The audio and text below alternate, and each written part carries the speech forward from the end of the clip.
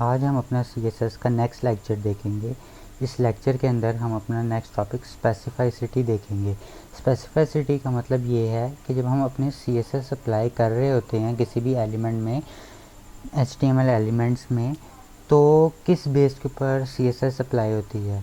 हम इसको score, ranking के अंदर जो है डिवाइड करते हैं। हमारे पास दो मेजर रूल्स होते हैं। रैंकिंग के अंदर हम डिवाइड करते हैं कि कौन सा CSS का रूल पहले लगेगा। अब हमारे पास जब हम अप्लाई करते हैं, पहले तो हमने देखा इनलाइन, इंटरनल और एक्सटर्नल CSS।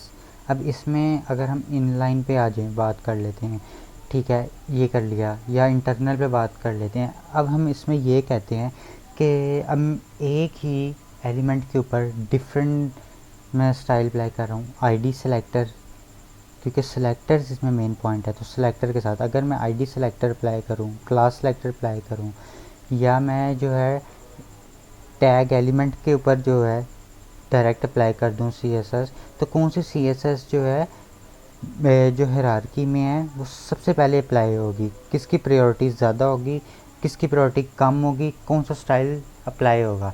तो अब हम इस टॉपिक के ऊपर फॉलो करते हैं और प्रैक्टिकल एग्जांपल करके देखते हैं कि क्या होगा। तो हम एक नई फाइल बनाते हैं और यहाँ पे मैं इसका नाम लिख देता हूँ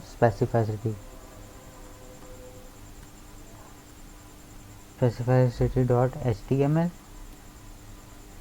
अब इसके अंदर जो है हम अपनी कोड स्निपेट ऐड करते हैं और इसकी मैं बॉडी में आके लिख देता हूँ के ऊपर जो है एक पैराग्राफ और एक हेडिंग लगाता हूँ। मैं इस पर H3 की हेडिंग लगाता हूँ। इसमें मैं लिखता हूँ स्पेसिफाइसिटी ट्यूटोरियल।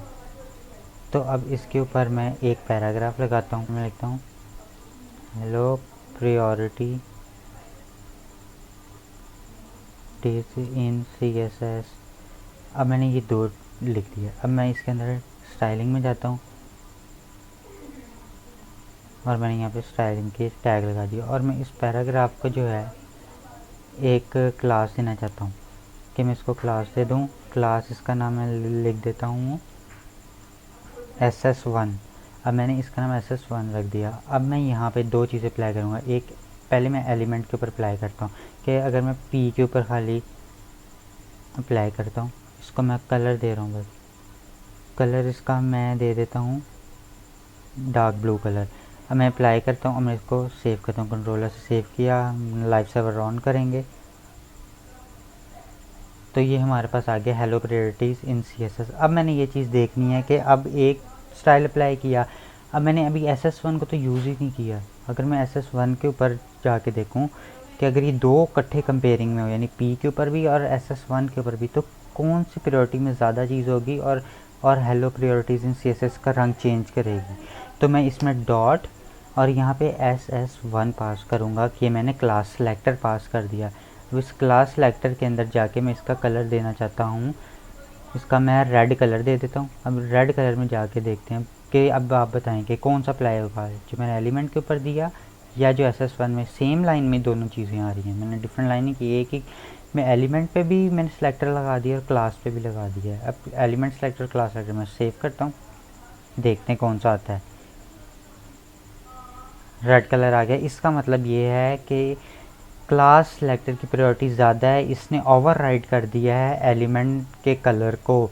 तो इसका मतलब है जब हम कंपेयरिंग करेंगे क्लास सेलेक्टर, यहाँ पे मैं लिख देता हूँ कि जब हम कंपेयरिंग करेंगे class selector versus element selector, तो क्लास सेलेक्टर ग्रेटर देन होगा एलिमेंट पे, एलिमेंट के ऊपर, ठीक है, एलिमेंट। तो ये मैं इसको कमेंट आउट कर रहा हूँ, ये नोट्स के तौर पे आपको याद रह जाएगा। अच्छा, उसके बाद हम एक और इसमें अप्लाई करते हैं कि अगर क्लास के बाद ID भी लग जाए। अब मैं इसी की एक कॉपी ले लेता हूँ, Ctrl+C, यहाँ पे मैं इसको लिखता हूँ, इसका मैं टैग चेंज कर देता हूँ class versus ID versus element. तो मैं अब इसके ऊपर अप्लाई करता हूँ एक ID, क्योंकि हमारे पास ID, क्लास, एलिमेंट, ये तीन हमारे पास वेज हैं जिससे हम अप्लाई करते हैं। ठीक है, अब मैं यहाँ पे आईडी में अप्लाई करता हूँ एस आईडी मैंने अप्लाई कर दी, यानी सिलेक्टर आईडी हम यूज़ कर रहे हैं। तो मैं इस आईडी को जो है यहाँ पे ऊपर स्टाइलिंग के अंदर मैं डाल देता हूँ और फिर देखते हैं कि इसके ऊपर क्या फ़र्क पड़ता है।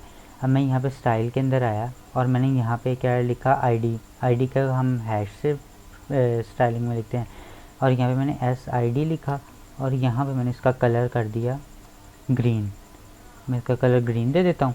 अब मैं इसको सेव करता हूँ और देखते हैं कि हमने आईडी भी पास की, क्लास भी पास की, एलिमेंट भी पास किया, किसका कलर हमें मिलता, तो हमारे पास ग्रीन कलर आ गया। तो इसका मतलब ये हुआ कि जब आईडी, क्लास और एलिमेंट हो तो हमें जो है किस चीज़ का कलर, हमें आईडी के ऊपर हाई प्रायोरिटी मिलता है। इसके ऊपर यहाँ पे नेक्स्ट लिख देता हूँ कि जब हम लिखते हैं आईडी सेलेक्टर, ठीक है, आईडी सेलेक्टर ग्रेटर देन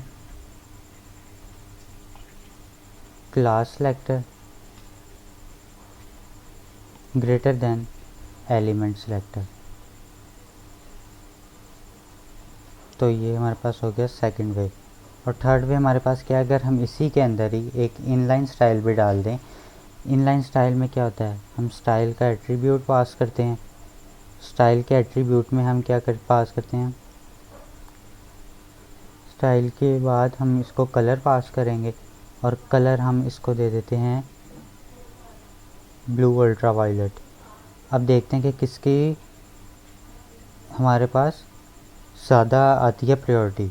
तो हम इसको कंट्रोलर से सेव करते हैं और इसका हम आउटपुट देखते हैं। तो क्या आया,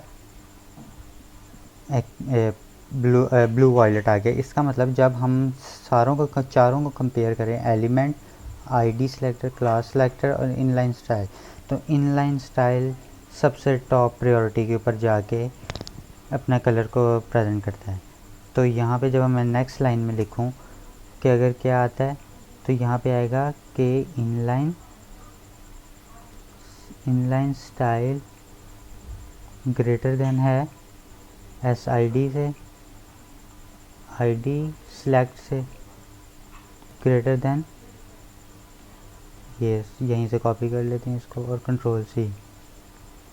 तो ये हमारे पास आ गया ये, यानी जब हम सारों को कंपेयर करेंगे तो इनलाइन स्टाइल हाई प्रायोरिटी में है, फिर आईडी, फिर क्लास, फिर एलिमेंट सेलेक्टर। तो जब मोबाइल ऐप डेवलपमेंट के अंदर हम करते हैं स्टाइलिंग चेंजिंग करते हैं तो वो इसी मेथड के ऊपर करते हैं और ये उसी के लिए जो है मोस्ट इम्पॉर्टेंट टॉपिक था। तो आज के लेक्चर में इतना ही। So thank you for watching.